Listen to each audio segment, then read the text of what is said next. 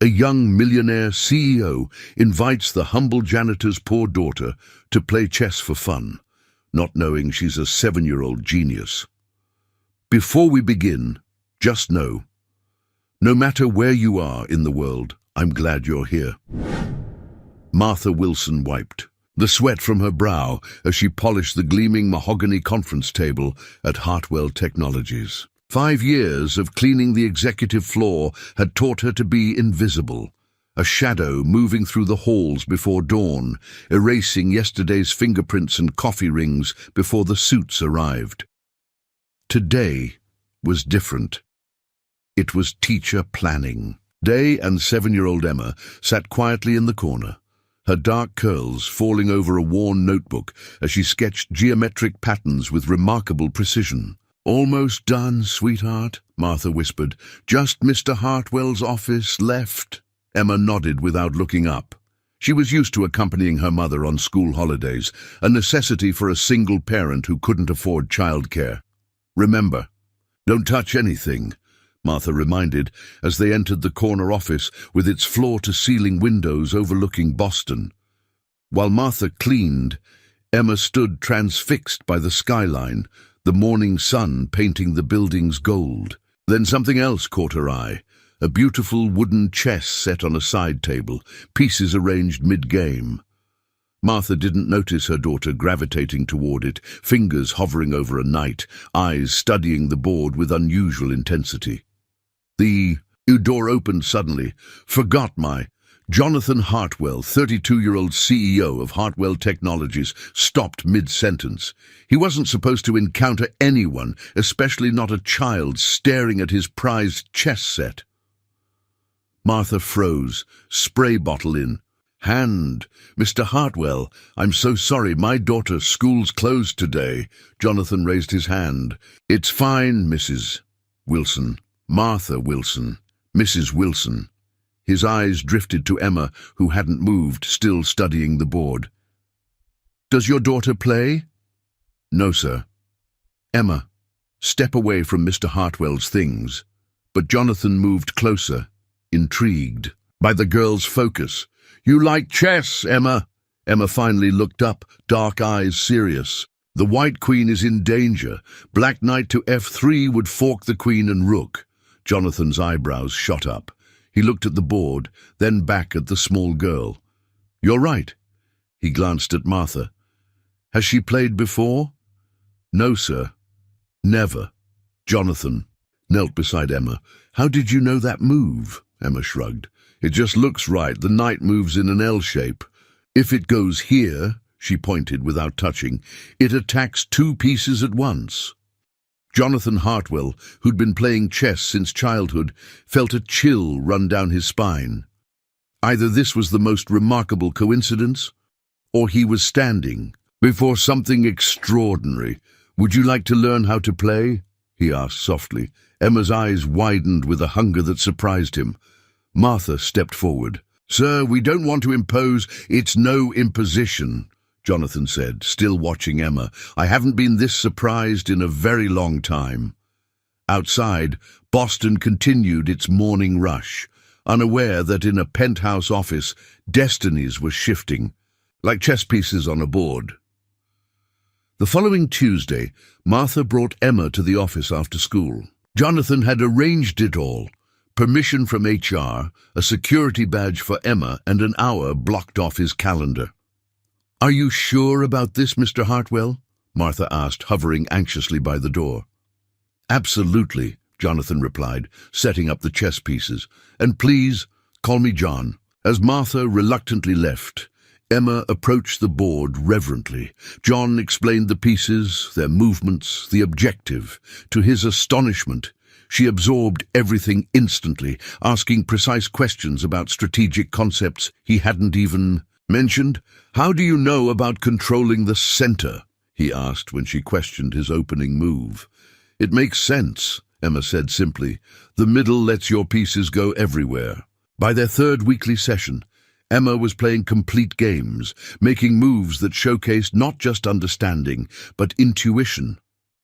John found himself increasingly fascinated, both by her natural talent and her serious demeanor that occasionally cracked to reveal a child's delight.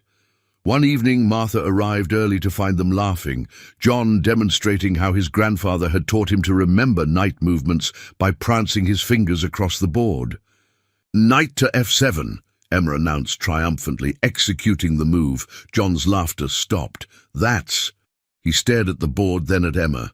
"That's checkmate." "Is that good?" Emma asked. John met Martha's eyes over Emma's head. "Mrs. Wilson, has Emma ever had any chess instruction before?" "No," Martha replied. "We don't even own a chess set." Later, walking to the subway, Martha asked Emma if she was enjoying the lessons. "Yes," Emma said, skipping beside her. "Mr. John says I have natural talent." Martha squeezed her daughter's hand, a familiar worry gnawing at her. Emma had always been different, reading at 3, solving complex puzzles, asking questions that left teachers stammering. Martha had never been able to afford the special programs recommended by Emma's preschool teacher. "He's a busy man," Martha cautioned. "This might not last long." "He said we'd play again next week," Emma replied confidently. "He's teaching me the Queen's Gambit." That night, after tucking Emma in, Martha researched chess on their shared laptop. Words like prodigy and gifted jumped out, along with tournament schedules and chess academies with tuition fees that made her stomach clench. Meanwhile, across town, Jonathan Hartwell sat in his penthouse, replaying his game with Emma, a glass of scotch untouched beside him. In 20 years of chess, he'd never seen anything like it. Her instinctive understanding of positional play, her ability to calculate variations, it was uncanny. He reached for his phone and dialed a number he hadn't called in years. "Robert, it's John Hartwell. Remember how you always said you wanted to coach the next Bobby Fischer? I think I've found something even more interesting." "You're exaggerating," Robert Winters said, setting down his coffee cup. The retired chess grandmaster studied Jonathan skeptically across the cafe table. "Natural talent exists, but what you're describing is—" "I know how it sounds," Jonathan interrupted. "That's why I need you to see for yourself." 3 months had passed since Emma first touched a chess piece. Jonathan had created a routine, twice weekly sessions in his office, a professional chess set for Emma's home, books on strategy she devoured overnight. Martha had initially resisted the gifts, but relented when she saw Emma practicing chess moves with hand-drawn paper pieces. "Her mother is uncomfortable with the attention," Jonathan explained. "She works as a cleaner at my company, lives paycheck to paycheck. Emma's school doesn't have resources for gifted children," Robert sighed. "Even if she's talented, developing a chess prodigy takes years of professional coaching, tournament experience, financial support. I'm prepared to provide whatever she needs." Robert raised an eyebrow. "Why? You hardly know this child." Jonathan stared into his coffee. "You remember when I started playing? You were 8. Your father brought you to the club. My father brought me because he wanted trophies in the family display case. Chess was never about joy for him. It was about winning, about proving the Hartwells excel at everything. And you were good," Robert noted. "I was adequate," Jonathan corrected. "I worked hard because failing wasn't an option. But Emma—" He looked up. "She plays with pure intuition. She sees patterns I spent years learning to recognize. When she plays, Robert, she transforms. It's like watching someone speak their native language after being silent their whole life." Robert studied his former student. "You never could stand waste, especially wasted potential. Will you meet her?" "Fine," Robert conceded, "but manage your expectations. True prodigies are exceedingly rare." The following Friday, Jonathan brought Robert to his office. Emma was already at the chess table, practicing a sequence from a book Jonathan had given her. "Emma, this is my old teacher, Mr. Winters." Emma stood politely. "Hello, sir." Robert nodded, his expression neutral. "Jonathan tells me you enjoy chess." "Yes, sir. Would you play a game with me?"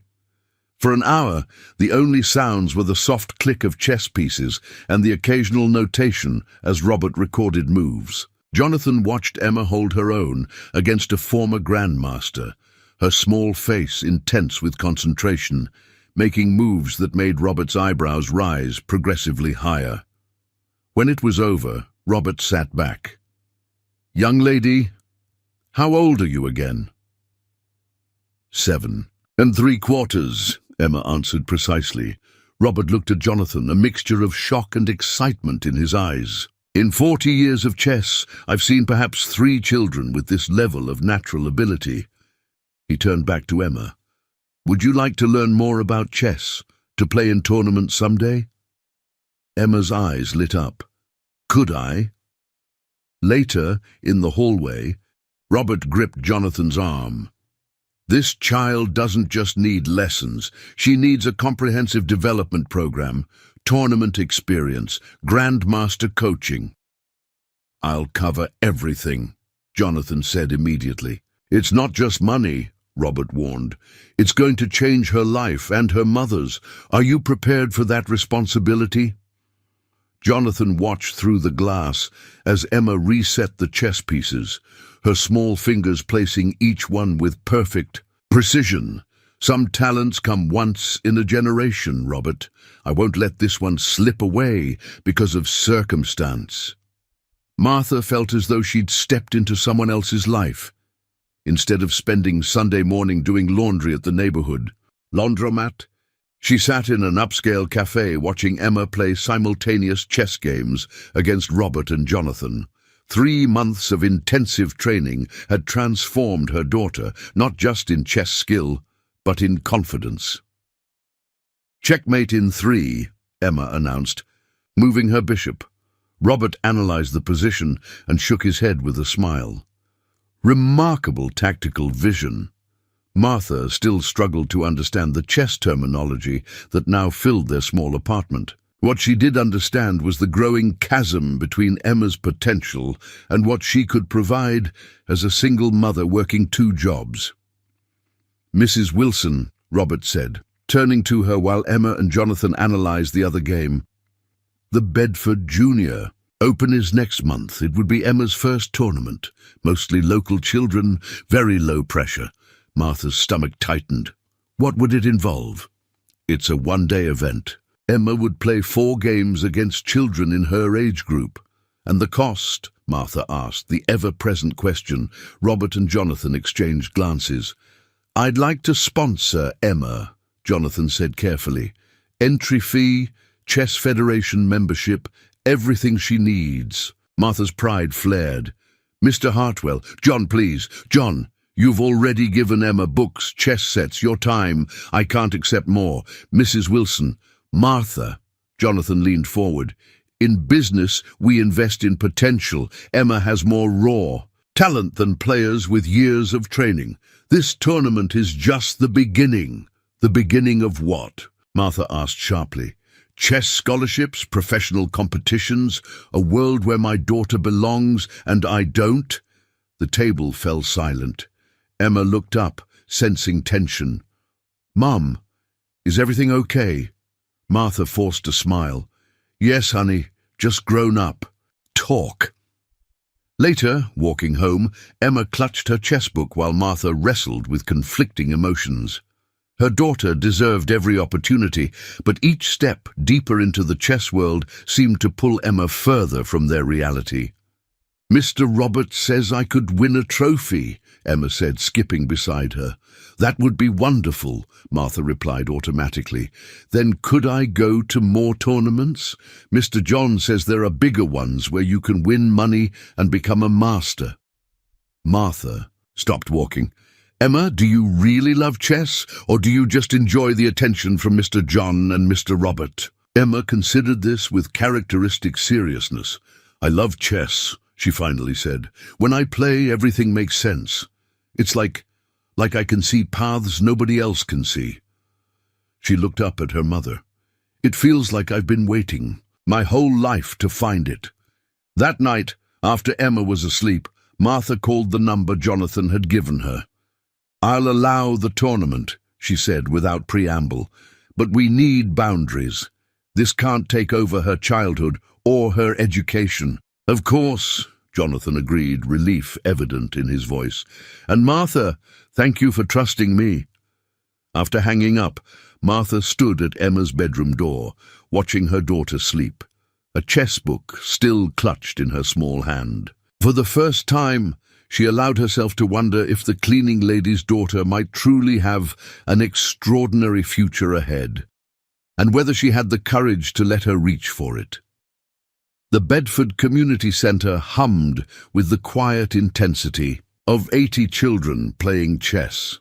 Emma sat across from a bespectacled 10-year-old boy, her first tournament opponent. Martha watched from the parents' area, clutching her coffee cup like a lifeline, while Jonathan and Robert observed from nearby. "King's pawn opening," Robert murmured.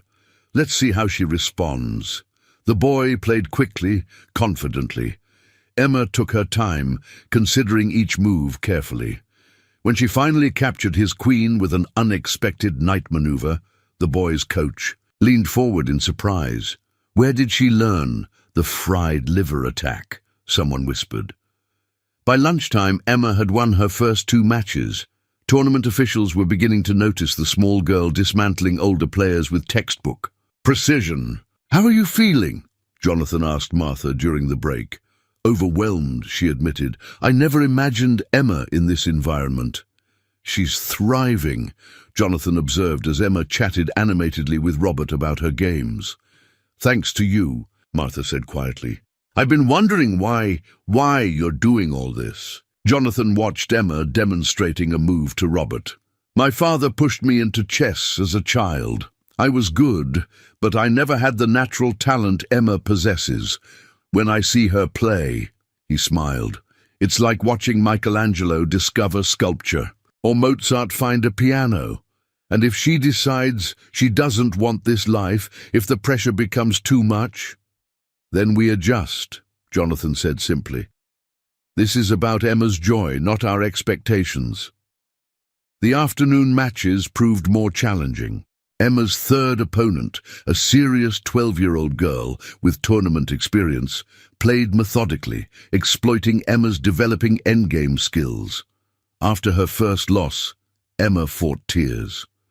"It's part of learning," Robert consoled her.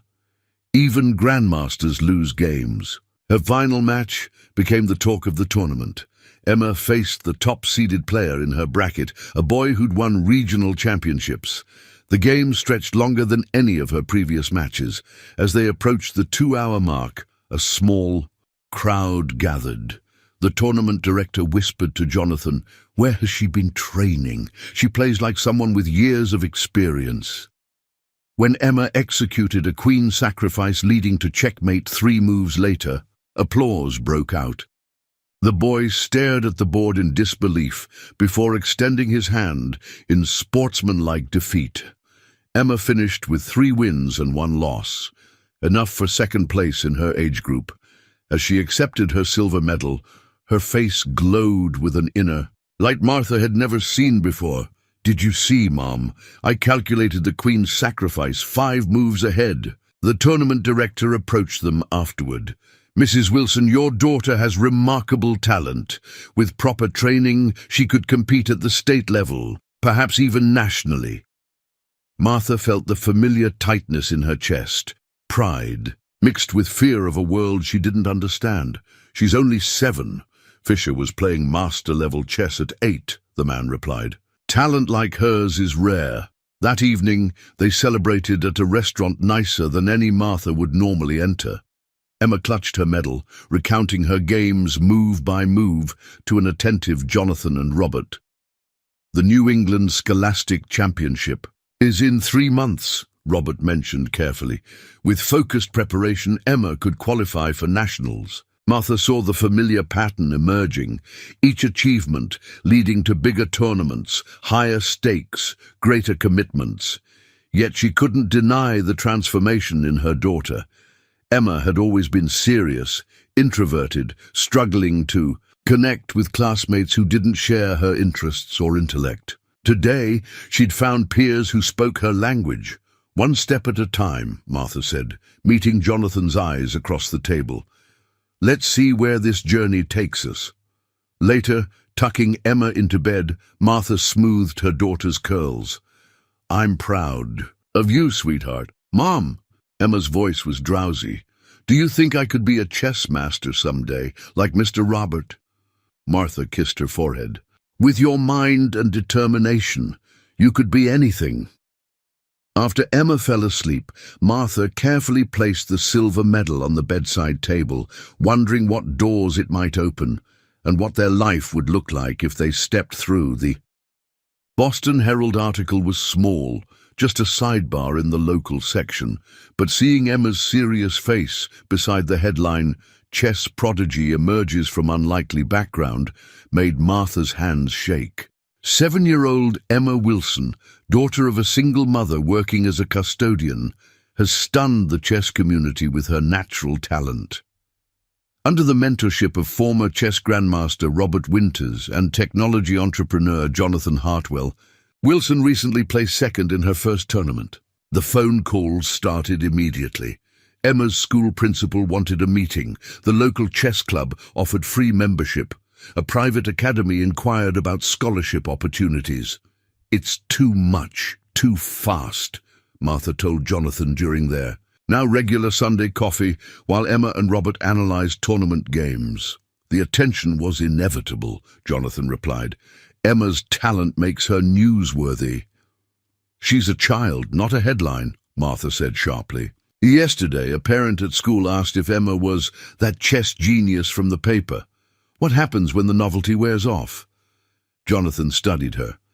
You're worried about her being disappointed. I'm worried about her entire identity forming around chess, about her entering a world that might embrace her now, but discard her later. What does Emma want? They both looked across the cafe where Emma was demonstrating a complex endgame sequence to Robert, her small face animated with passion. She wants chess, Martha admitted. She practices before school. She reads strategy books during lunch. She sets up puzzles before bed. The New England Championship would be her first major test, Jonathan said carefully. Robert believes she could make the top 10 in her age group. Martha took a deep breath. If we do this, if we really commit to this path, I need to know you're in it for the long haul, Jonathan, not just the exciting beginning. Emma's heart is fully invested. So is mine, Jonathan said quietly. The weeks leading up to the regional championship transformed their lives. Emma began twice-weekly training sessions with Robert. Jonathan arranged her first online matches against young players from around the country. Martha adjusted her work schedule to accommodate Emma's increasingly demanding chess calendar. One evening, after an intensive training session, Robert took Martha aside. The championship has significant expenses: hotel for 2 nights, entry fees, federation membership renewal. Jonathan wants to cover everything. Martha's pride warred with practicality. The costs would consume her entire monthly savings. He's not doing this out of charity, Robert added gently. In chess circles, there's prestige in discovering and developing talent. Jonathan sees himself as an investor in Emma's future. An investor expects returns, Martha pointed out. Yes, seeing her succeed is his return. Martha, I've known Jonathan since he was a teenager. I've never seen him this passionate about nurturing talent. Later that week, Martha arrived early to pick up Emma from Jonathan's office and overheard them talking. What if I don't qualify for nationals? Emma was asking, vulnerability evident in her voice. Everyone expects me to win now. Chess isn't about meeting others' expectations, Jonathan replied. It's about discovering the beauty in your own mind. Do you know why I play? To win, Emma guessed. To experience moments of perfect clarity. Tournament results matter less than the journey of developing your unique chess voice. Bobby Fischer once said chess is life, but I think chess is more like a mirror. It reflects who we are and how we think. Martha stood silently, struck by the gentleness in Jonathan's tone, so different from his confident business persona. "Will you be disappointed if I lose?" Emma asked softly. "Never," Jonathan answered. "The only disappointing outcome would be if you stopped loving the game." That night, Martha made her decision. She called Jonathan after Emma was asleep. "We'll accept your sponsorship for the championship," she said, "but I need to be clear. This is Emma's journey. If at any point she wants to step back, we do so, regardless of investments made." "Agreed," Jonathan said without hesitation. "And Martha, thank you for letting me be part of this." As she hung up, Martha wondered if she was making the right choice. Emma's world was expanding beyond anything Martha had imagined for her daughter or herself. The regional championship would take them further from familiar territory into a realm of possibilities neither had dared to dream about. Tomorrow, they would begin preparations for Boston's largest scholastic chess event, and whatever future lay beyond it. The New England Scholastic Chess Championship transformed the Burlington Convention Center into a battlefield of minds. 200 children from 7 states competed across rows of tables. The only sounds, the gentle click of chess pieces and the occasional scratch of pencils recording moves. Emma, now 8 years old, sat perfectly still, facing a 9-year-old boy from Connecticut with 3 regional titles to his name. In the spectator area, Martha clutched her program while Jonathan and Robert analyzed the position on a pocket chess set. "She's holding her own," Robert murmured. "His rating is nearly double hers." 6 months of intensive training had changed Emma. Her natural talent had been honed with strategy and theory. She'd memorized classic games, studied endgame techniques, and developed her own distinctive style, aggressive yet elegant, with a gift for seeing combinations others missed. After 3 hours, Emma forced a draw against her higher-rated opponent. As they shook hands, tournament officials nodded appreciatively. "She's on track for top 10, Robert told Martha during the lunch break. "Maybe higher." By the end of day 1, Emma had earned 2 wins and a draw, placing her unexpectedly in the top bracket. The chess community was beginning to whisper about the janitor's daughter with extraordinary potential.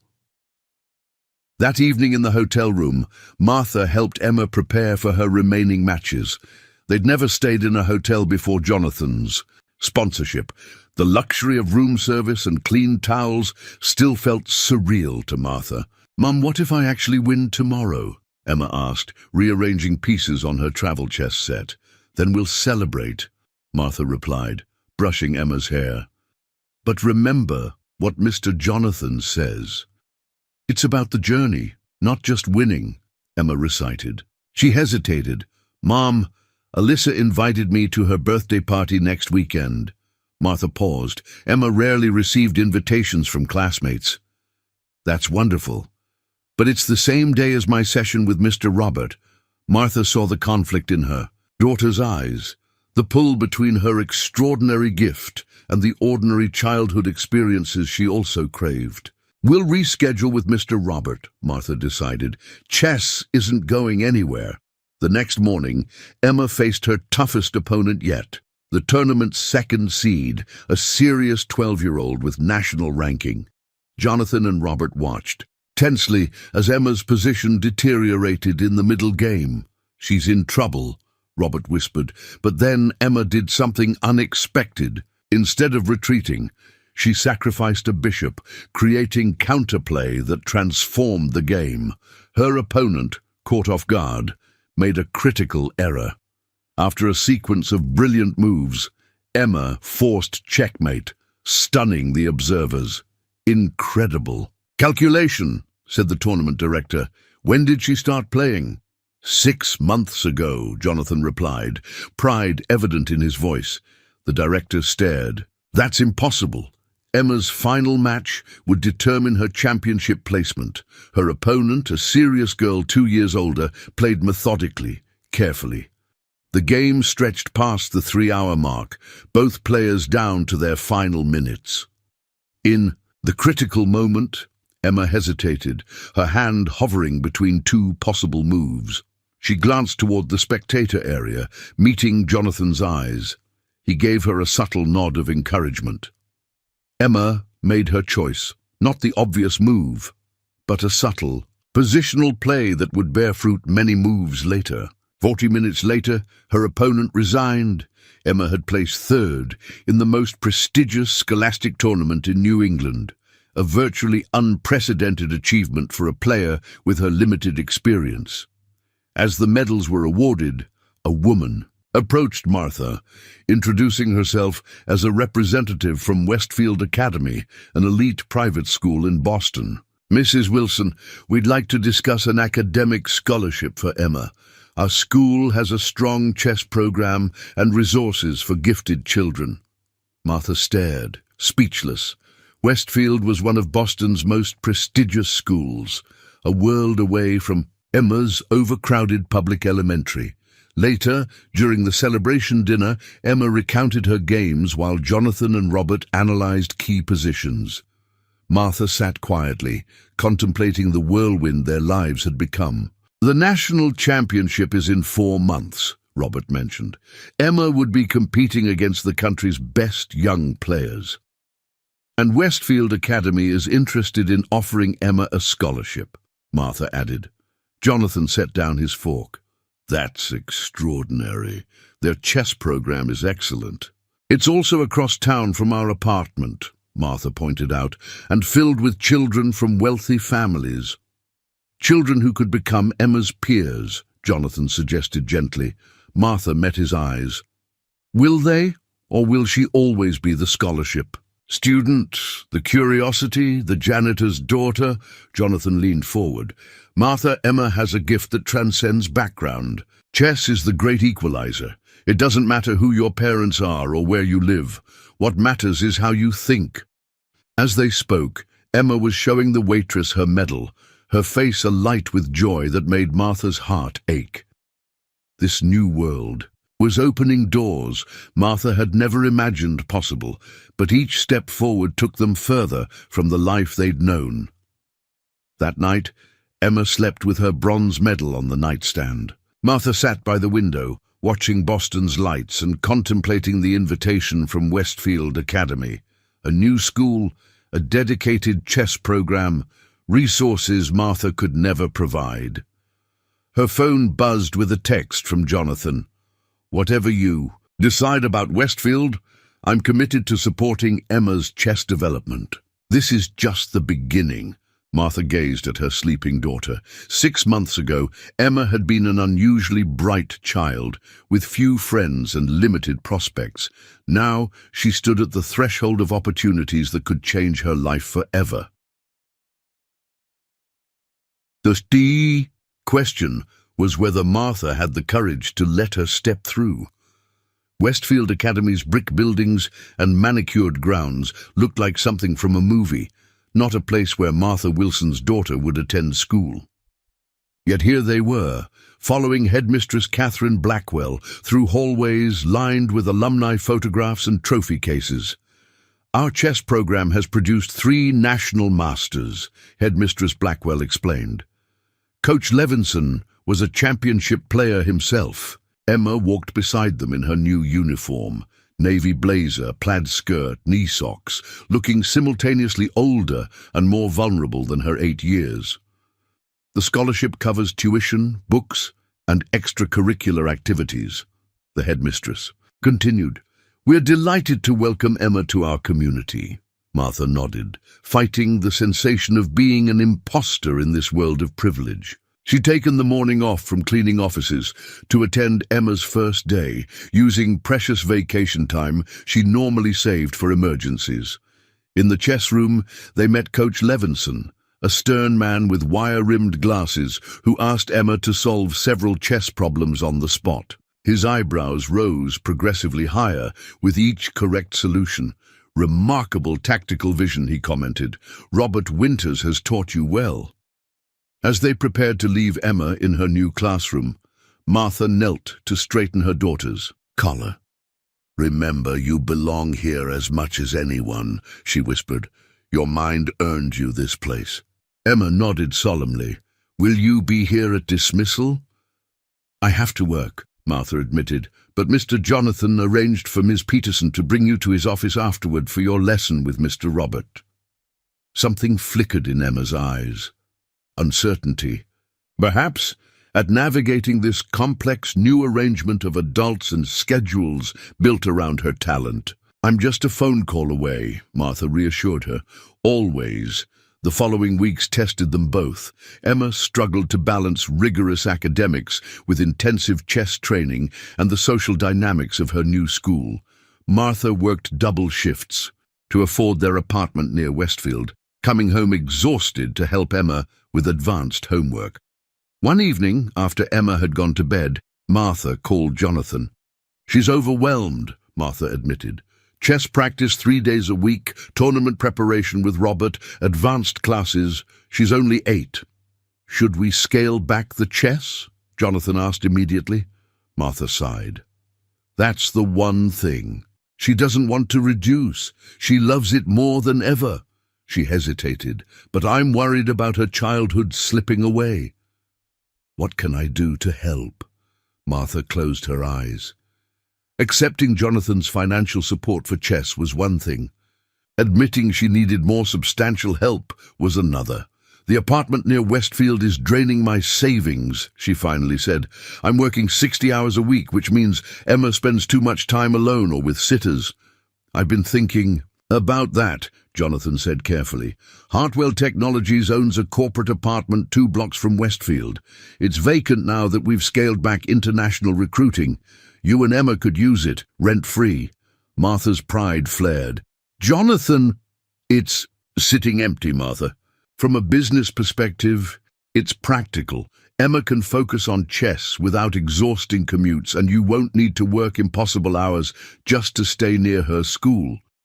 After a long silence, Martha asked, Why are you doing all this? Really? Because extraordinary talent deserves extraordinary support, Jonathan replied. And because, he hesitated, because in some ways, Emma reminds me of myself at that age, except she has joy in chess that I never experienced. My father saw chess as another arena for achievement, another box to check. Emma plays because she loves the game itself. 2 days later, Martha and Emma moved into a sunlit 2-bedroom apartment with modern furniture and a dedicated study space where Emma could set up her chessboard permanently. The corporate housing agreement Martha signed made no mention of rent, only compensation related to Emma Wilson's chess development program. On their first night there, Martha found Emma sitting by the window staring at the city lights.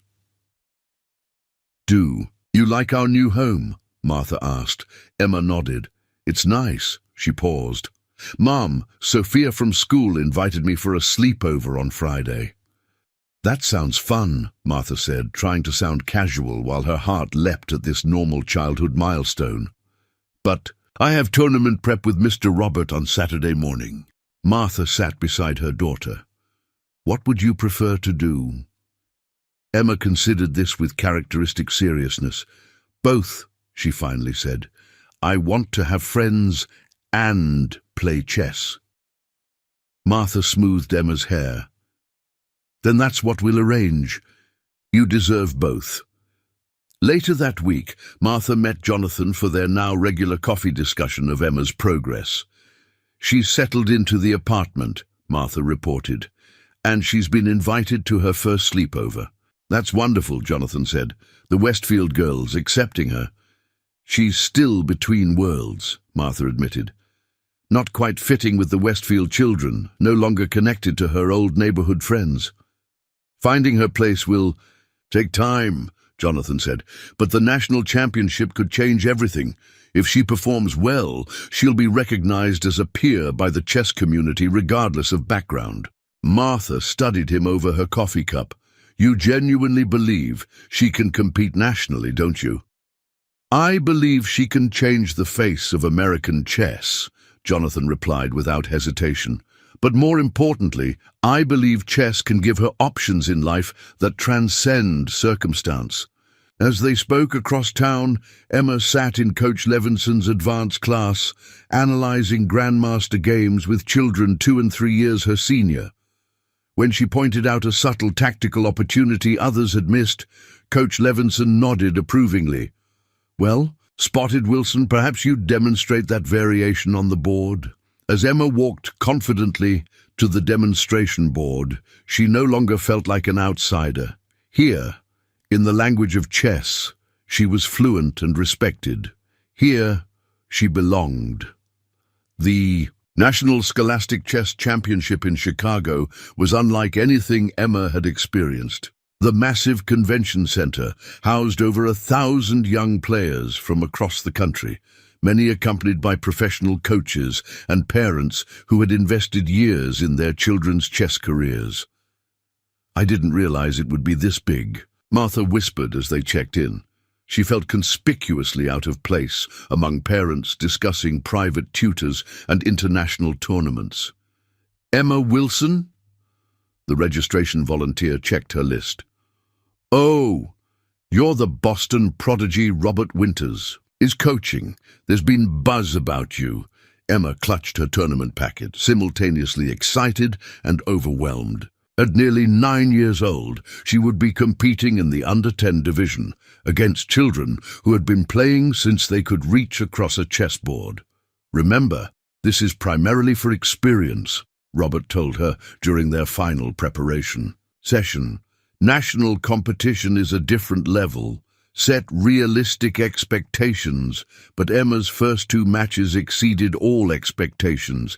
She defeated a Minnesota state champion and drew against a California prodigy with a FIDE rating. Tournament officials began stopping by her board, watching this newcomer with growing interest.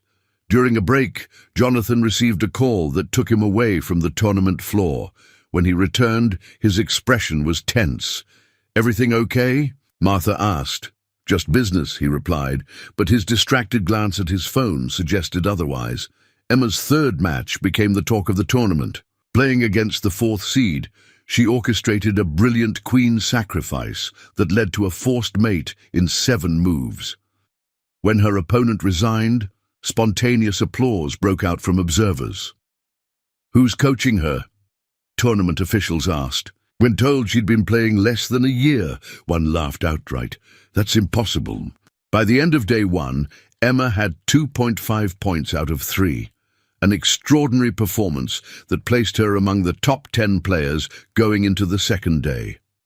That evening in the hotel room, while Emma slept, Martha found Jonathan on the balcony, looking troubled as he stared at his phone. "What's really going on?" she asked. Jonathan sighed. "My board is questioning my involvement with Emma's chess development.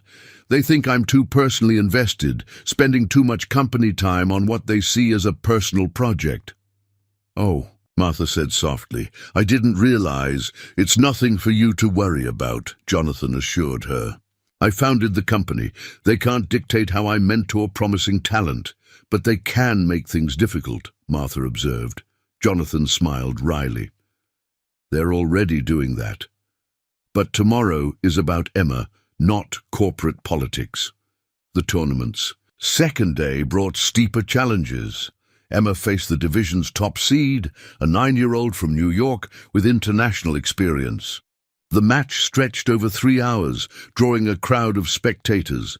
In the critical position, Emma hesitated, seeing 2 possible continuations. The obvious move would secure a draw. The riskier line might win or lose, depending on her opponent's response. She glanced toward the spectator area where Jonathan and Robert watched intently. Then, making her decision, she chose the bold variation. 12 moves later, her opponent resigned. Emma had defeated the tournament favorite. The chess world took notice. Coaches approached Robert asking about his prodigy. A representative from the Chess Federation spoke with Martha about development programs for exceptional talents. A chess publisher asked about featuring Emma's games in an upcoming book on young American players. "This is just the beginning," Robert told Martha as they watched Emma analyze her game with Jonathan. With proper support, she could be competing internationally within 2 years. Martha observed her daughter, animated, confident, in her element, among chess enthusiasts who spoke her language and valued her mind. This world had embraced Emma in ways Martha had never anticipated. Their final night in Chicago, after Emma had gone to sleep surrounded by chess books and tournament brackets, Martha found Jonathan in the hotel lounge. "Your board members are..." "Right," she said without preamble. "You've invested too much in Emma's chess career. Time, money, reputation. It's disproportionate." Jonathan looked surprised. "I don't see it that way." "Why Emma? There must be dozens of promising chess players. In Boston, why did you choose my daughter to champion?" Jonathan was quiet for a long moment. "Do you remember the day I first found Emma looking at my chess set?" Martha nodded. "I'd just come from a board meeting where we discussed next quarter's projections and acquisition targets, everything measured in dollars and market share." He rotated his glass slowly. "Then I walked into my office and saw this little girl who'd never played chess instantly recognizing a tactical pattern that takes most players years to develop." He looked up at Martha. "In that moment, I glimpsed something rare, pure, undiluted potential, not shaped by expectations or advantages, just raw talent waiting to be discovered." He smiled. "My father would have seen a future trophy. I saw a mind that deserved the chance to explore its capabilities without limitation." Martha studied him. "And your board doesn't understand that?" "They understand ROI and quarterly results. They don't understand investing in human potential without guaranteed returns." He shrugged. "It's my company. I'll handle the board." The next morning, Emma competed in her final match, securing 5th place. Overall, an extraordinary achievement for her first national tournament. As medals were awarded, Martha watched her daughter stand proudly among established chess prodigies, belonging completely in this meritocracy of the mind. Later, as they packed to return to Boston, Emma carefully placed her tournament score sheets in a folder. "Mom," she asked, "Mr. Jonathan seemed worried yesterday. Is something wrong?" Martha hesitated. "He's having some disagreements at work. Nothing for you to worry about." Emma frowned. "Because of me? Because he comes to my tournaments instead of work meetings?" Sometimes Martha forgot how perceptive her daughter was, on and off the chessboard. "Mr. Jonathan makes his own choices," Martha said carefully. "He believes in your talent." Emma was quiet for a moment. "He's kind of like a dad, isn't he? Not my real dad, but someone who cares what happens to me." Martha felt her throat tighten. "Yes, I suppose he is." As they boarded the plane back to Boston, Martha wondered what the future held. Emma's world had expanded beyond anything they could have imagined a year ago. But as her daughter's star rose in the chess world, Martha sensed complications ahead that had nothing to do with tournament brackets or chess ratings. The meeting in Jonathan's office had the strained formality of situations where too much remains unsaid. Martha sat rigidly in a visitor's chair, while Jonathan paced beside the floor-to-ceiling windows. Robert occupied the sofa, his expression grave. "The International Youth Chess Championship in London," Jonathan explained. "Emma's national performance qualified her, but the board is restricting your involvement," Martha finished. Over the past year, she'd learned to read between the lines of corporate politics. It had been 14 months since Emma first touched a chess piece. At 9 years old, she now held a national ranking, competed regularly in adult tournaments, and had been featured in Chess Life magazine as America's most promising new talent. Her progress had been meteoric and expensive. "They've frozen discretionary sponsorship funds," Jonathan admitted. "They can't prevent my personal involvement, but corporate resources are another matter." "What does this mean for Emma?" Martha asked directly. Robert leaned forward. "The London Championship is crucial for Emma's development. It's where she'd compete against young players from Russia, China, India, countries that identify and cultivate chess talent systematically. And it costs, Martha prompted, approximately $20,000, Jonathan replied. Airfare, accommodations, coaching, entry fees. Martha exhaled slowly. That's impossible. Not necessarily, Jonathan said carefully. I can personally cover the expenses. Martha stiffened. They had already accepted so much: the apartment, tournament sponsorships, coaching fees.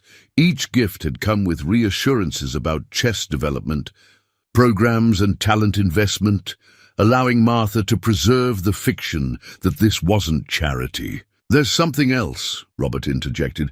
The Chess Federation has a limited number of development grants. Emma's performance makes her eligible, but the application deadline is this Friday. I have the paperwork here, Jonathan added, sliding a folder across the desk. It would cover approximately half the London expenses. Martha opened the folder, scanning requirements that included financial disclosures, proof of exceptional talent, and recommendations from established chess figures. I need time to think, she said finally. This is all happening very fast. That evening, Martha found Emma at the kitchen table, analyzing positions from her recent tournament. How would you feel about an international tournament? Martha asked, casually. In London. Emma's eyes widened. Against players from other countries? Mr. Robert mentioned it might be possible someday. Someday might be sooner than we thought. Emma set down her pencil. Would you come too, and Mr. Jonathan and Mr. Robert? I would definitely come, Martha assured her. As for Mr. Jonathan, she hesitated. His company is questioning how much time he spends on chess activities. Emma's face fell.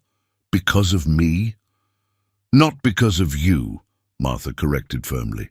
Because adults sometimes have complicated priorities. Later that night, Martha called Jonathan. I've been thinking about London, she began. I understand if you're hesitant, Jonathan said. It's a big step. It's not just London, Martha replied. It's everything. The apartment, Westfield, coaching, tournaments. We've accepted so much from you, Jonathan. There should be limits. Why? He challenged. Because it makes you uncomfortable?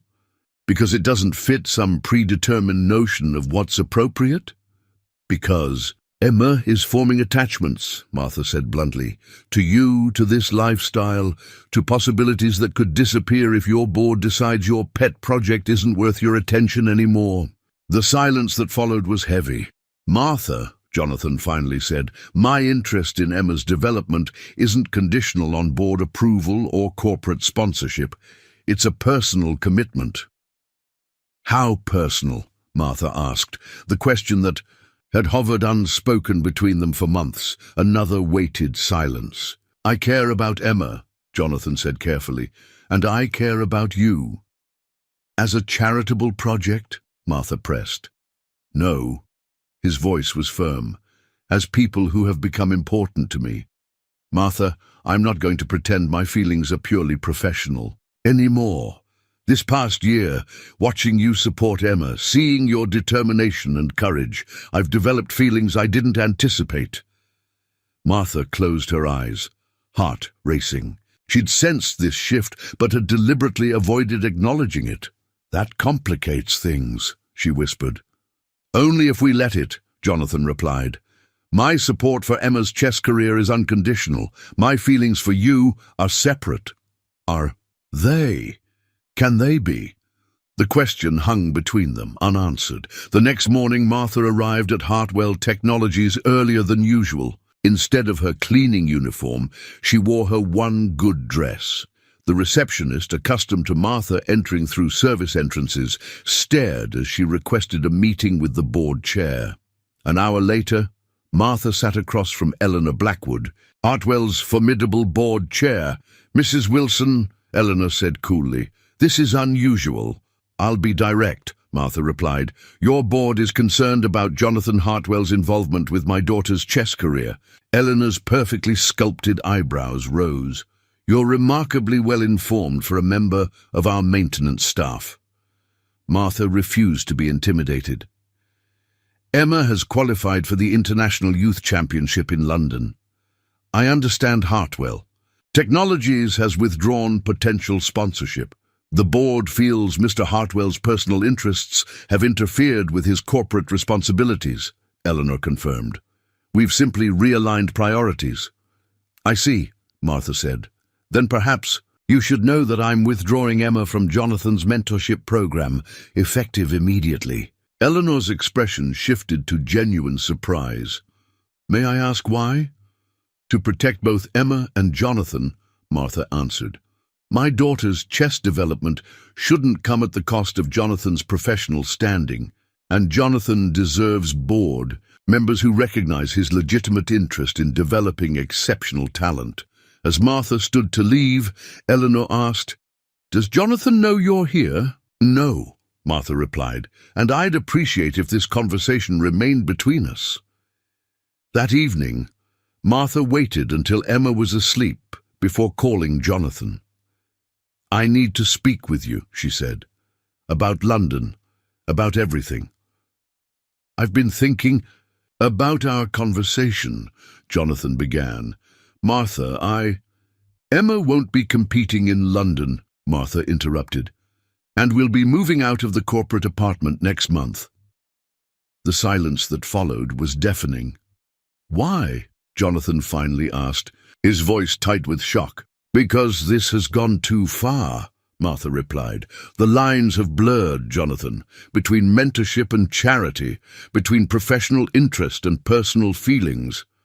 So you're punishing Emma because I admitted I care about you. I'm protecting Emma from building her future on a foundation that might shift. I'm protecting you from board members who question your judgment. And yes, I'm protecting myself from feelings I can't afford to explore. Martha, I've applied for the Chess Federation. Grant, she continued. If Emma receives it, we'll find other coaching arrangements. Robert has colleagues who might help. This is unnecessary, Jonathan said, his voice strained. Whatever you're feeling, whatever concerns you have, we can address them without upending Emma's progress. I need to do this, Martha insisted, for all of us. After hanging up, Martha sat alone in the darkness of the apartment Jonathan had provided, surrounded by the chess books he had purchased, facing a future suddenly bereft of his steady presence in their lives.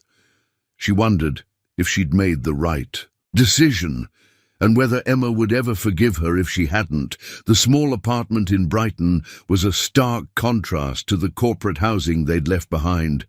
One bedroom, thin walls, a kitchenette barely large enough for their small table. But it was theirs, paid for with Martha's earnings, no strings attached. 2 months had passed since Martha's decision. Emma continued at Westfield Academy on scholarship and trained twice weekly with Coach Levinson. But the intensive sessions with Robert had ended. The Chess Federation grant had come through, covering basic tournament expenses but not the London Championship, which had passed without Emma's participation. Knight to e4, Emma murmured, moving pieces on her travel chess set. She'd grown quieter since the change, spending hours analysing games alone. Ready for school? Martha asked, setting out breakfast. Emma nodded without looking up. You have the regional qualifier this weekend, Martha reminded her. Coach Levinson says you're well prepared. Emma finally met her mother's eyes. Mr. Jonathan used to come to all my tournaments. Martha's heart clenched. I know, sweetheart. You never really explained why we stopped seeing him. How could Martha explain decisions based on pride, fear, and feelings too complicated for a 9-year-old to understand? How to explain walking away from opportunities most chess parents would sacrifice everything to secure? Sometimes adults need to establish boundaries, Martha said carefully. Mr. Jonathan was very generous, but we needed to become more independent. He calls sometimes, Emma admitted, to ask about my tournaments. Martha stilled. You didn't mention that, Emma shrugged. You get weird when I talk about him. The regional qualifier was held at a community college, less prestigious than Emma's recent tournaments. Martha sat alone in the spectator area, acutely aware of Jonathan's absence. Emma played mechanically, winning her matches without the spark of joy that had once characterized her game. Between rounds, Martha noticed Emma scanning the entrance repeatedly. "Are you looking for someone?" Martha asked. Though she knew the answer, Emma hesitated. "I thought maybe Mr. Jonathan might come, just to watch." "Did you ask him to?" "No," Emma admitted. "But he always knew my tournament schedule before." Martha felt a familiar guilt resurface. In protecting Emma from potential disappointment, had she created a more immediate one? Emma placed second, a solid performance that qualified her for state championships but lacked the brilliance that had once made spectators gather around her board. As they packed up, a tournament official approached. "Emma Wilson, there's someone asking for you at the registration desk." Martha tensed, expecting Jonathan.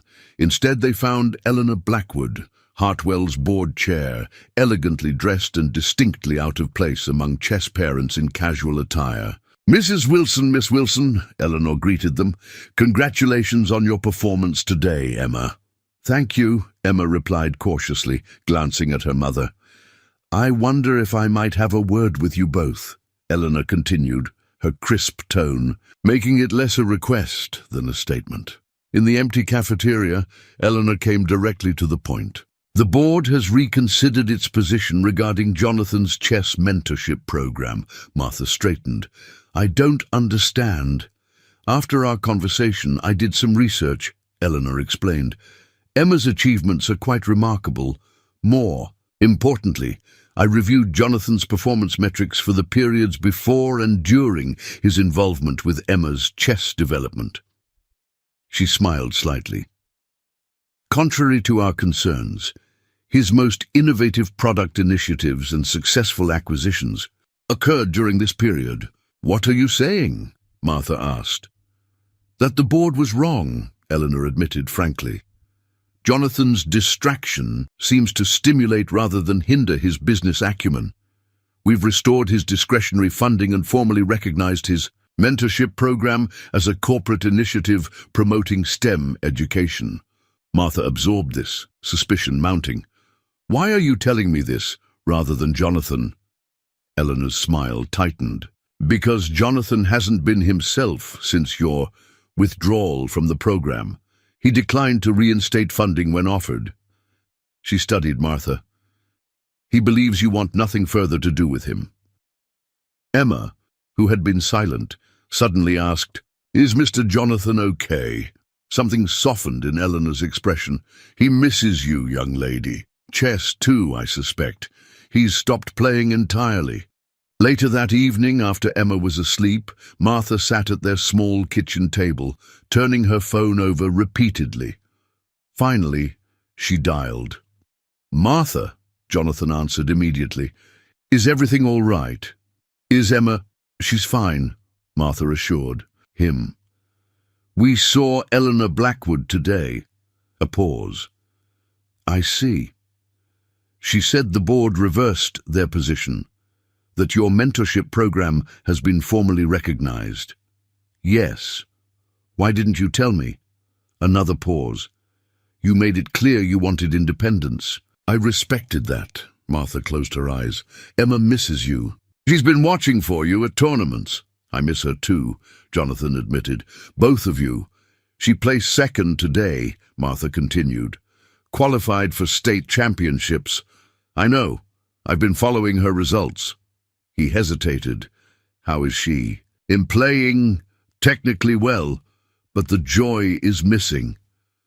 Martha took a deep breath.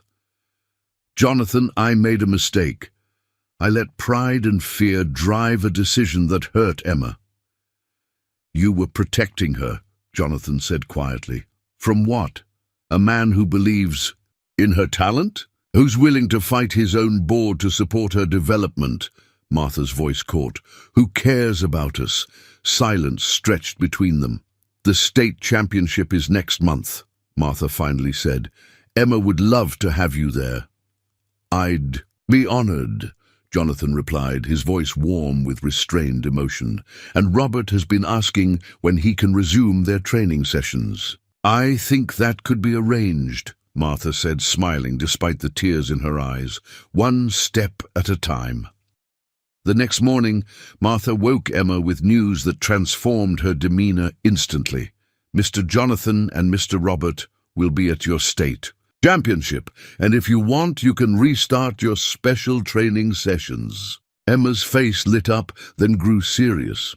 "What changed your mind?" Martha sat on the edge of the bed. "I realized I was so afraid of you being disappointed later that I caused certain disappointment now. Sometimes adults make mistakes trying to protect the people they love." Emma considered this with characteristic thoughtfulness. "Is Mr. Jonathan still mad at us?" "No, sweetheart. He was never mad, just respecting our space." "Are we moving back to the nice apartment?" Martha shook her head. "No, this is our home now, earned through my work. But we can accept support for your chess development without compromising our independence." As Emma prepared for school, Martha noticed her removing the chess set from her backpack for the first time in weeks, studying positions over breakfast with renewed enthusiasm. Later, Martha received a text from Jonathan. "Dinner this Friday, all three of us? There's a new restaurant near the Children's Museum Emma might enjoy." Martha stared at the message, recognizing it for what it was, not just a dinner invitation, but a chance to redefine their complicated relationship on new terms. "We'd love to," she replied, finally allowing herself to acknowledge the feelings she'd been suppressing for months. That evening, Emma played an online chess match, her focus and creativity restored. Martha watched her daughter's transformation with a mixture of relief and anticipation. They had weathered their first major crisis together and emerged with greater clarity about what truly mattered. The future remained uncertain, but Martha no longer feared uncertainty. Whatever came next, tournaments, opportunities, relationships, they would navigate it together, one careful move at a time. The South Boston Community Center buzzed with excitement as spectators crowded around a special exhibition match.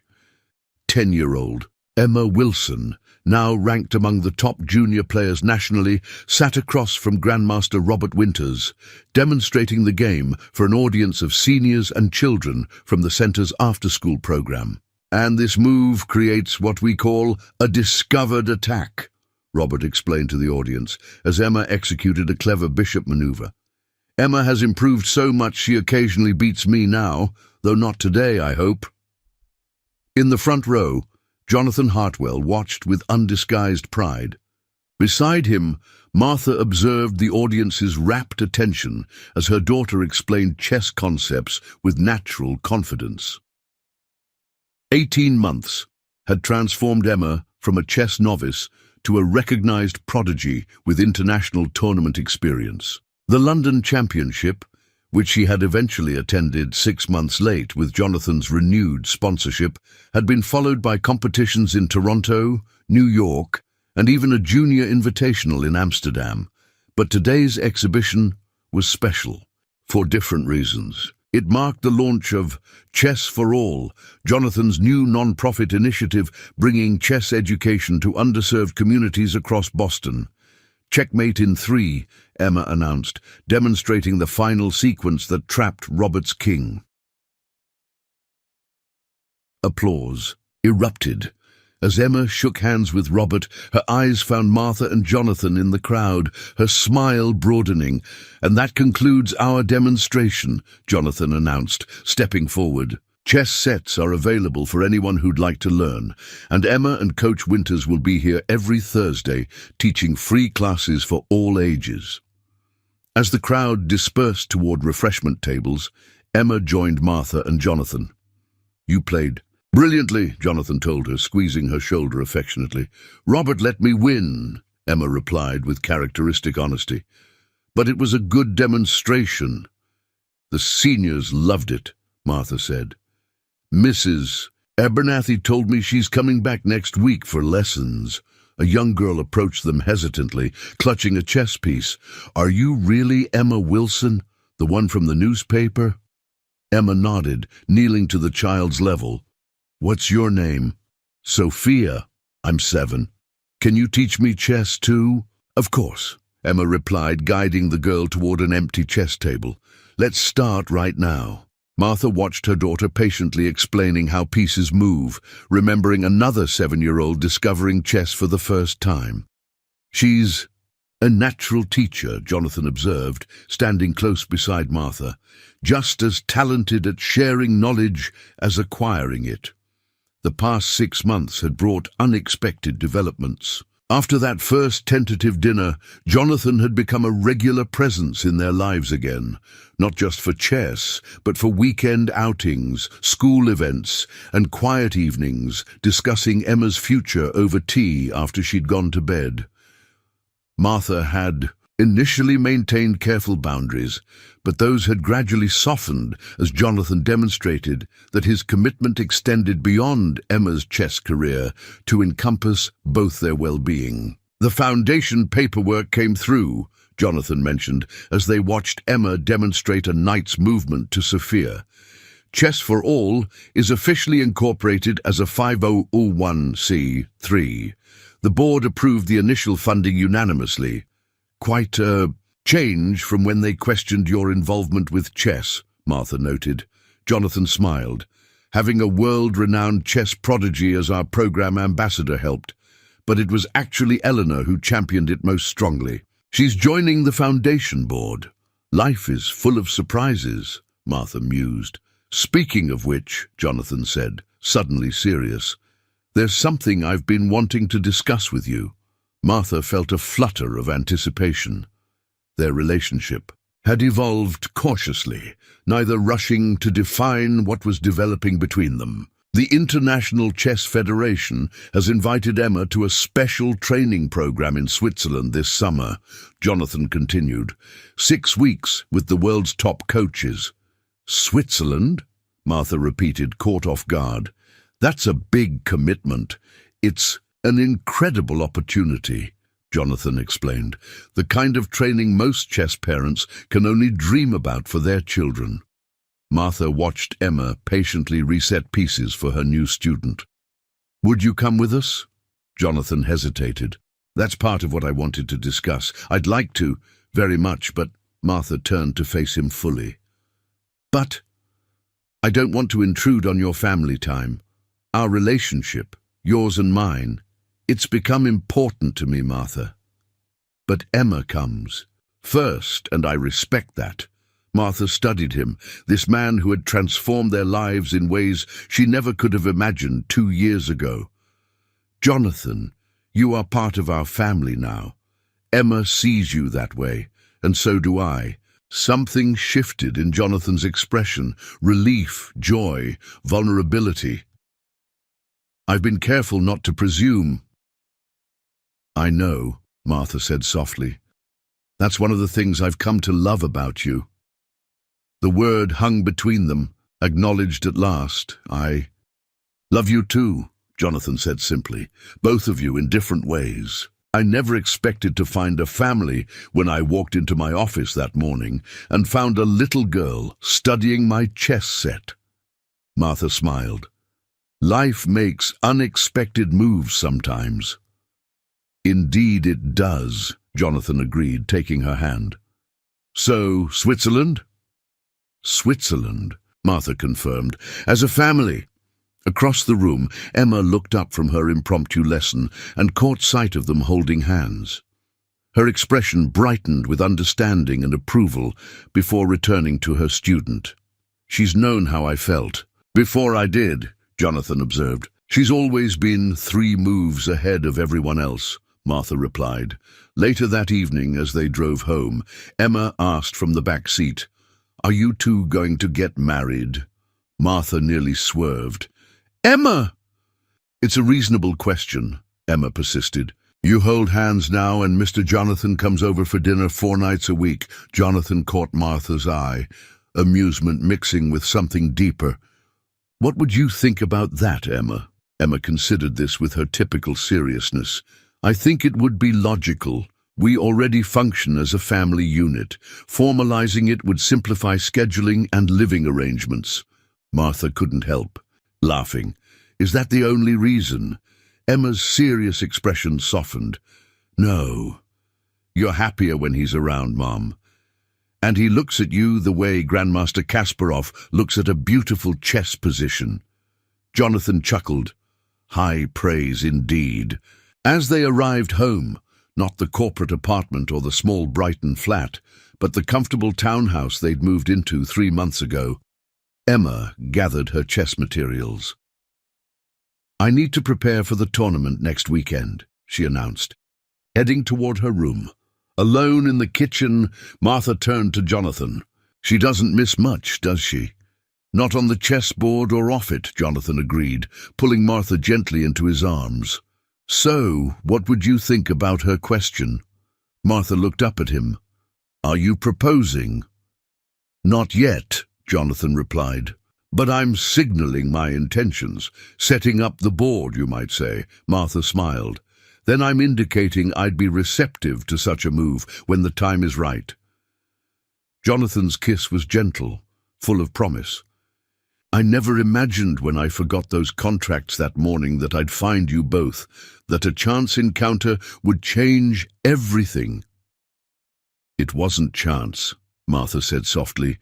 Emma would call it a brilliant opening move in a game neither of us knew we were playing. From upstairs came the soft sound of chess pieces being arranged, a young girl preparing for her next challenge, secure in the knowledge that whatever the future held, she would face it with two people who believed in her completely and in each other. In chess, as in life, the most powerful moves often begin with the quietest openings, and the most unexpected players sometimes make the most extraordinary champions.